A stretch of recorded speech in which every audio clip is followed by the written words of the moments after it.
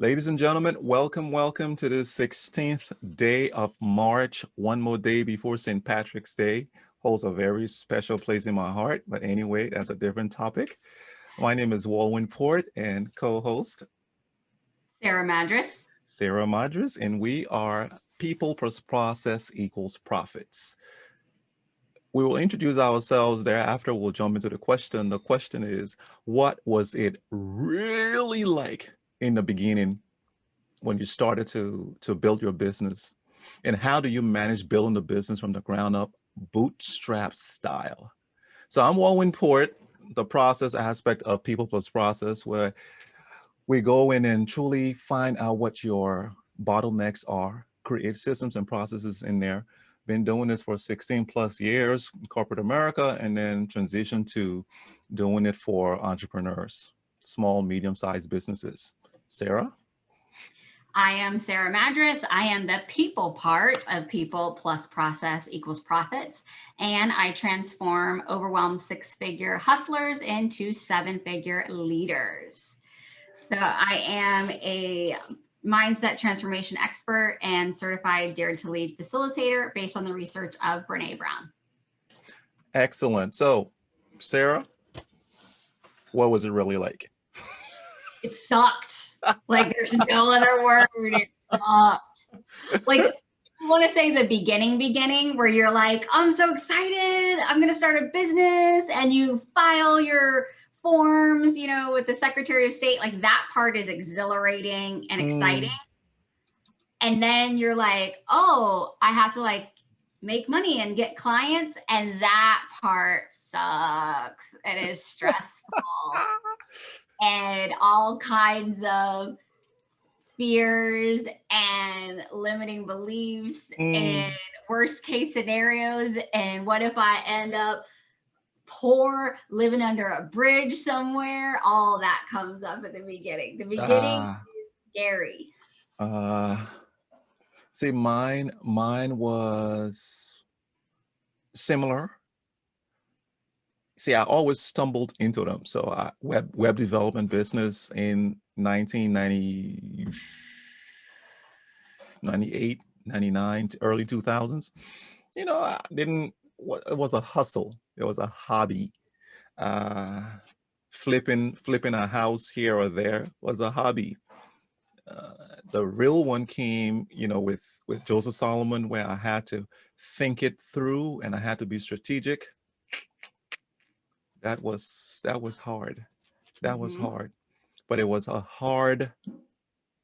good hard. It was prospecting for diamonds, where I had to dig in order to bring it out for the world to see. But you go ahead and tell a story, sis. Tell a story. Yeah, because my journey was not like yours. Like, I am a social worker, and in social work school, they are not teaching you anything about business. So I wasn't out there with my MBA and I'm gonna start. I didn't even have, some people start out, and I'm not, first of all, I'm not hating. I'm simply saying that this was my journey. Like, if your journey was different, I might be slightly envious, but I'm not hating, right? I understand. I was single, so I didn't have a spouse's income to float me. I was the safety net, right? And so I was 24, 25 years old, and I was like, all right, I'm going to do this out of necessity, because all the places that I had been working at, it was really toxic culture. There was a lot of fraudulent things going on at the time in Medicaid reform then. And I was just like, I have to get away from all of that and really just create my own little island. And so I did it out of necessity.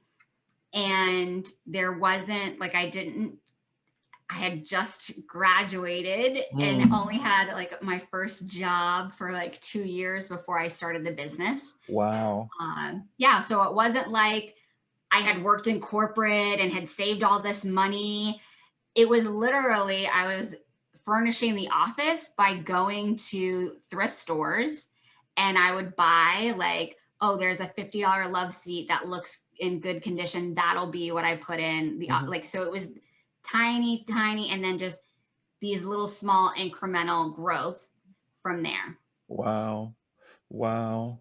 Uh, I so I will give it from the so-called from the back, the side where you talk about, having an MBA, etc., where people may think having an MBA would be a plus to starting it, even though it may be.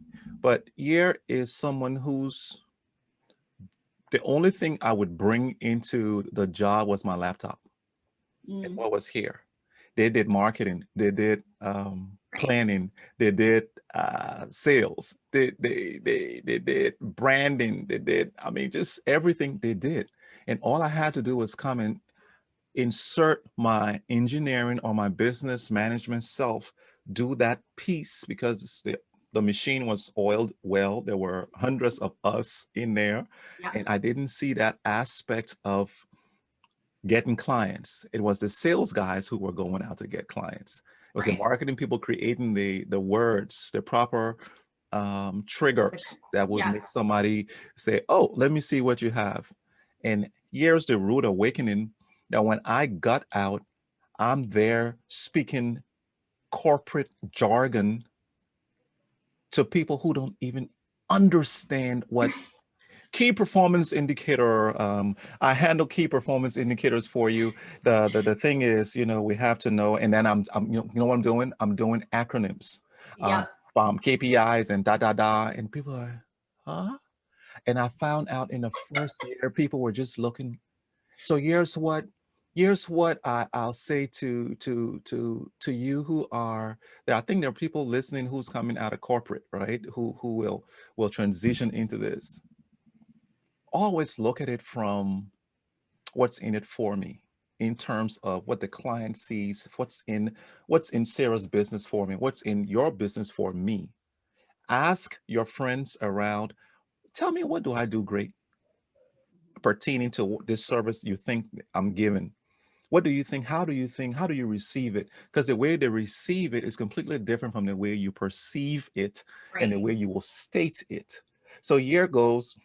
I had to reorganize, do a whole lot after the first year because the website um, it was doing something in an ever-changing economy was something I had. I was like, what? Are you kidding me? I wouldn't even, I read it when I got the flashlight, the bulb. I read it and went, I will not buy from this guy. He doesn't know anything about me.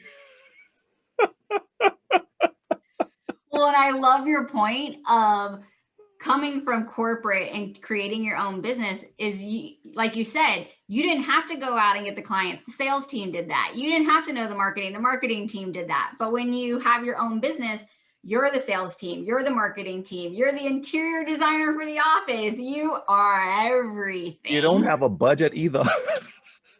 Right? And so it really is just a matter of like, okay, what's this little step? What's this next little right step? Next little right step. And to me, the thing is a level of creativity Mm, of and thriftiness, right? mm, Like, so for me, what shifted in my business was I was starting the business while still working a contractual position as a therapist. And that company, they closed down and they're like, we can't afford to keep you guys anymore. We're closing down. And so luckily all of my clients got to come with me to my agency because I had already had it set up. And so that was a blessing for me. wow.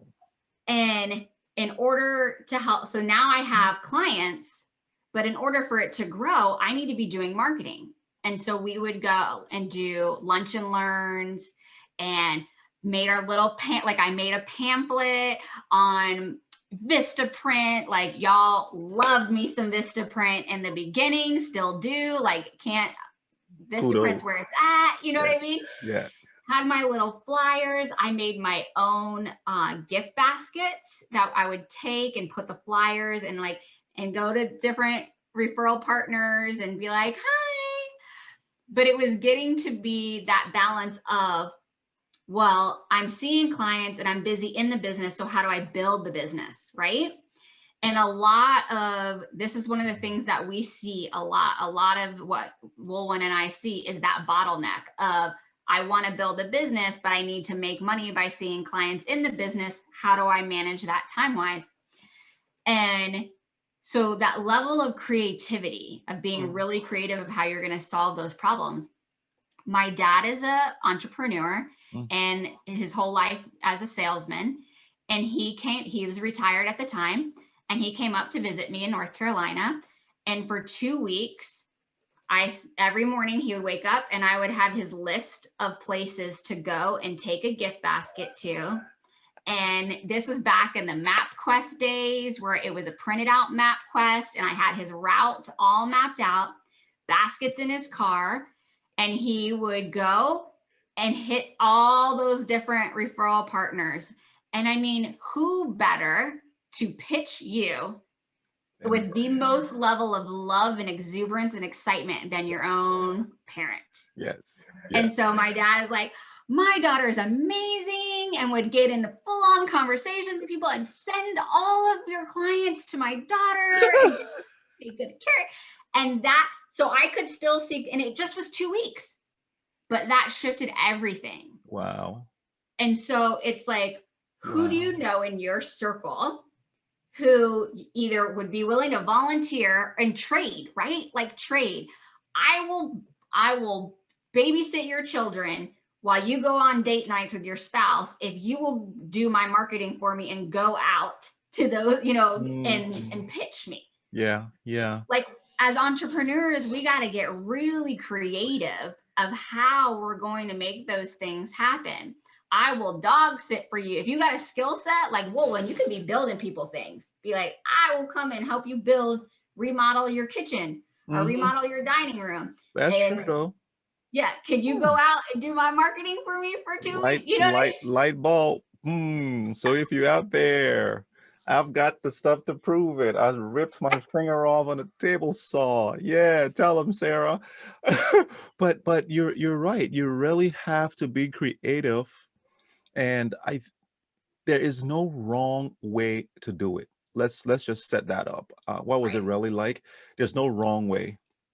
There's always right. And the reason why I say it's always right is because you pivot every time you get to a roadblock or a stop sign or a do not cross here. You know, I was watching a movie last night, and right in the middle of the road, there's the big old gas line. And I'm thinking, when you reach to your gas line in your business and you can't get over it, you can't go under it, but you can turn around. So all you do is just walk to the side, the perimeter of the glass line. Just keep walking, keep walking, keep walking, keep walking. Something's gonna happen. Something's gonna, you know, you got to get up there. The gas line may get on a pylon that needs to go high over some. You can just go right under it and then walk back to where you were. That's what owning and working this business in the beginning is. It's letting yourself, being gracious to yourself that I'm on this roadmap. I'm on this road rather. I have this roadmap. However, I know, and say that, I know this particular roadmap, it's not going to go 100%. Once you can start doing your business, you can approach business like that there will be learnings instead of failures, if you don't want to call it failures. There will be, I think we talked as opportunities versus problems. There will be opportunities for that you will have to go. But most especially what I did hear you say, Sarah, was, and I'm going to punt back to you right after this, is you said, I was running my business and I was doing my contractual. So the opportunity you had prepared.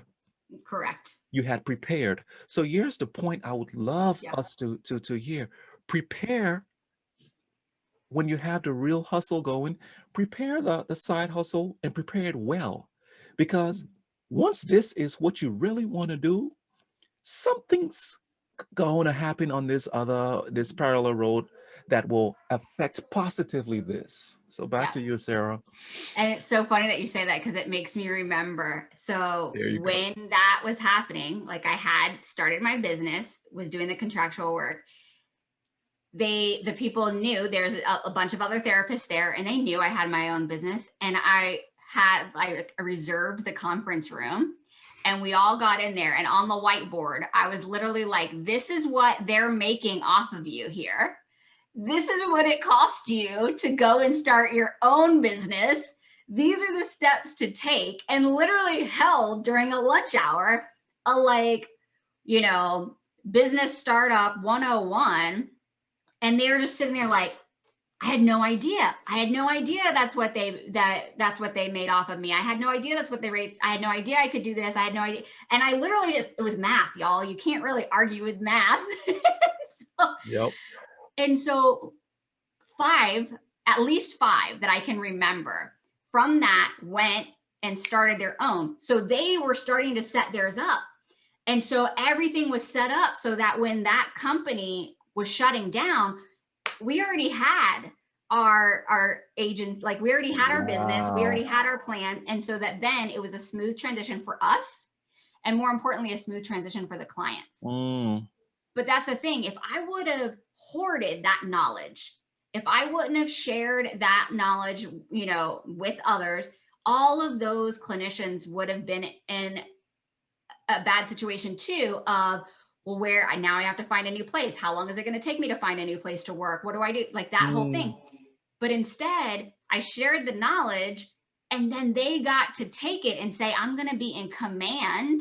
I am going to generate my own income. I'm going to be the one who, like, that's going to be on me. I'm going to be in control of that. And they created it. Like they took the action and created it so that there wasn't the gap, so that they could still serve their clients efficiently, things like that. And so that's half the reason, Wulwyn, why we do this. Wow, we are believers when we have knowledge, it is to be shared, because you never know how it's going to benefit or impact somebody and set them up for success. You know, a few minutes ago, that thing came across my mind. A few seconds ago, so a minute as you were talking, I said, huh, is anybody benefiting from this? I mean, really, I thought about it. Is anybody going to benefit from this? And when you said that, I was like, yes, they are. Somebody will listen, and somebody will share knowledge within their current where they work. Somebody will pick up the points that I will not hoard.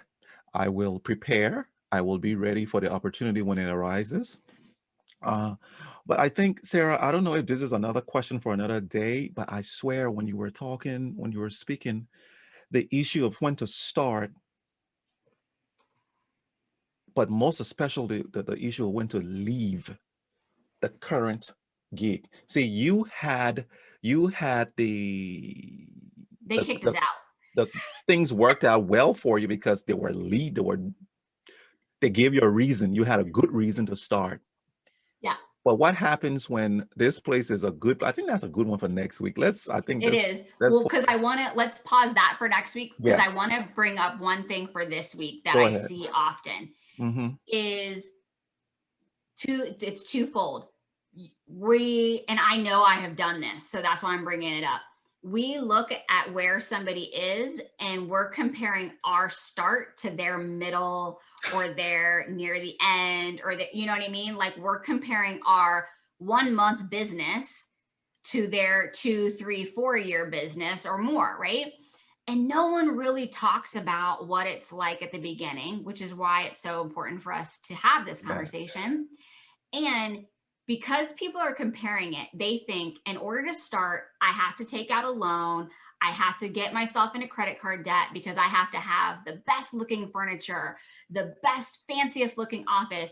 I have to rent out a brick and mortar and have it outfitted to the nines and this, that, and another. And they get themselves so far into debt that pressure is not setting them up for success. That pressure is setting them up for fear, lack, scarcity, making decisions out of desperation rather than out of alignment.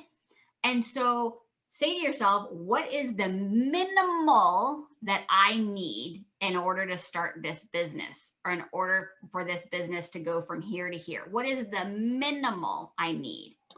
Because if you don't have the safety net or the funds or what the resources for it. One, get creative.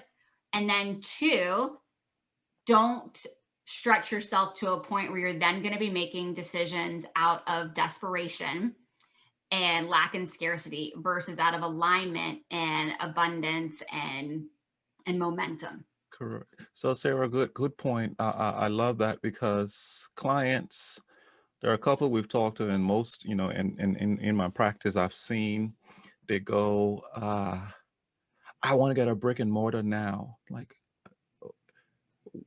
is this a service business or is this a product business? And even either or, most people think that you're a product business, you need to have a brick and mortar. No, you don't.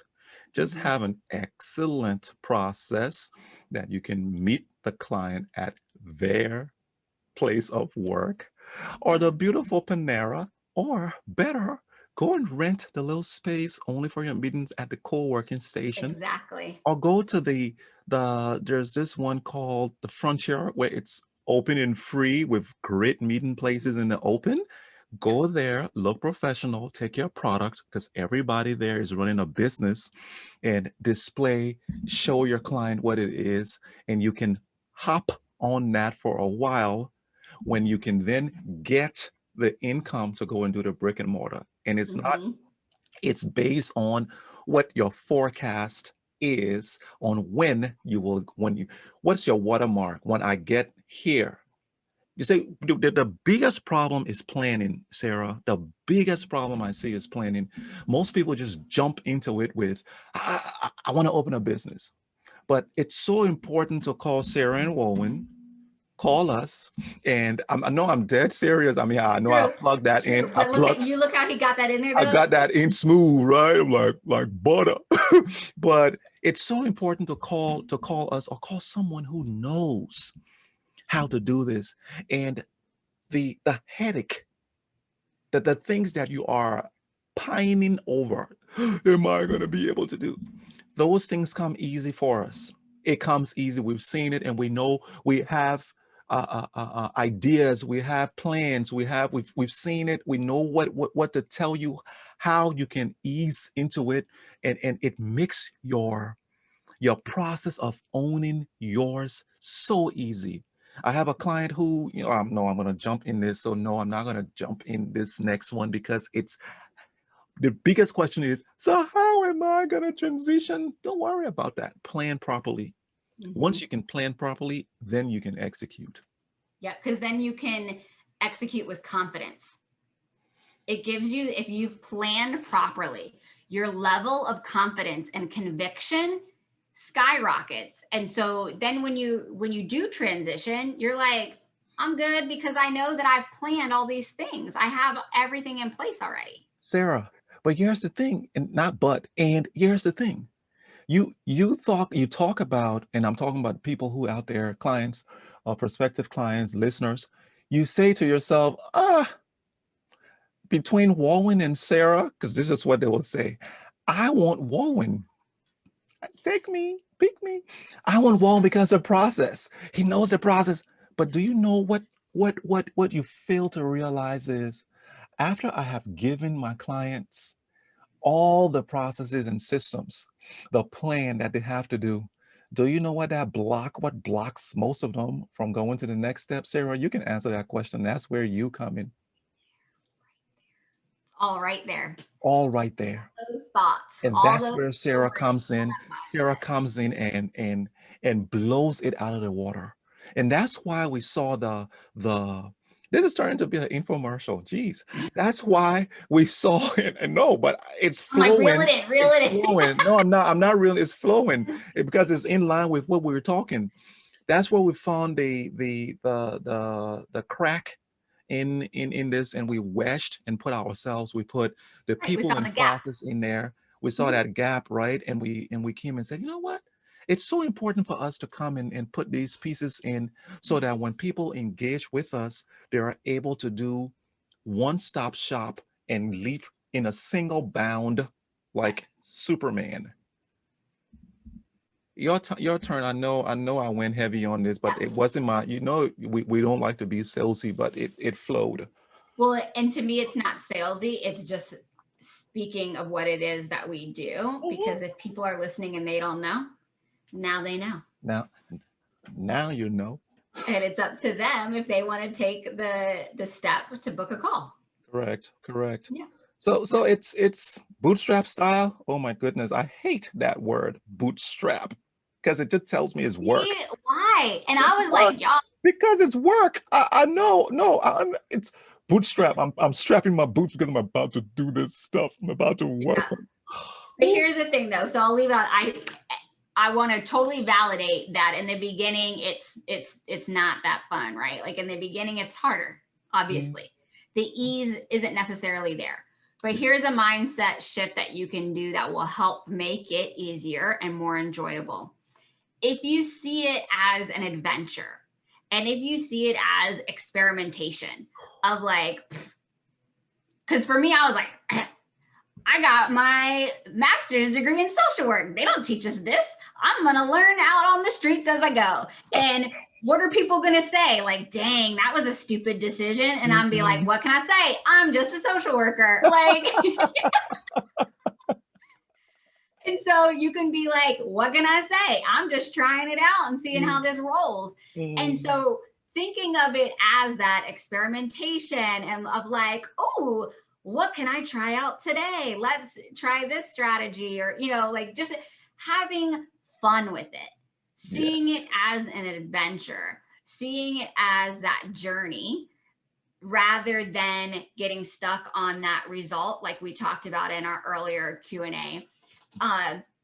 It is so fun, and it is 100% worth all of the crap. Yes. Like, I am so grateful for that journey, so grateful to have started my business. There's no way I could ever do it any other way. So there's going to be seasons where it sucks. And so embrace the suck, because it's going to be worth it. It's always, always worth it. Yes. There's like suckage in marriages. There's suckage points and seasons in parenting, in life. Like it is what it is. Wow. And so really being like, I'm in this for the long haul, and it's always going to be worth it. Your parenting is always worth it. Your relationships are always worth it. The effort you put into your business is always going to be worth it. Yes. And, as you were saying that, and the only reason why it would be worth it is, please open a business based on something you love, not based on something that makes money. Right. Because when you open a business based on something you love, it's passion. It's based off passion, and you're working in those suckage points or moments. You are saying to yourself, I can make it.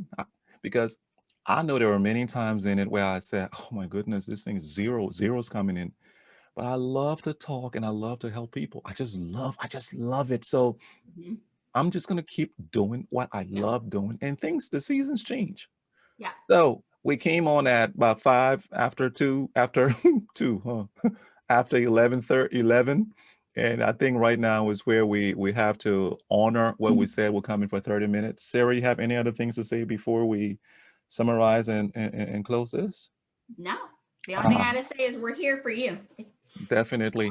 So I think some of this, the talking points, you did it out of necessity. You do it out of necessity, but please do it with love. With corporate versus being an entrepreneur, different things that we have to go through. The issue of when to start, that's next week. Come back. Adventure, see it as an adventure, an experiment. Let it be fun. Love what you do. The suckage, you said suckage points? Yeah. Moments will pass. Yeah. Sarah, you can close us up.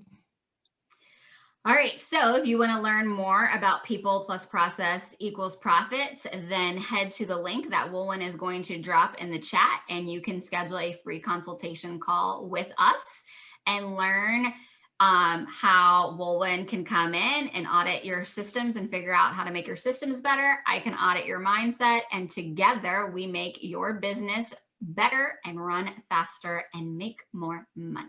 Do you see how she just gave me work? Anyway, see y'all next week. Have a great day.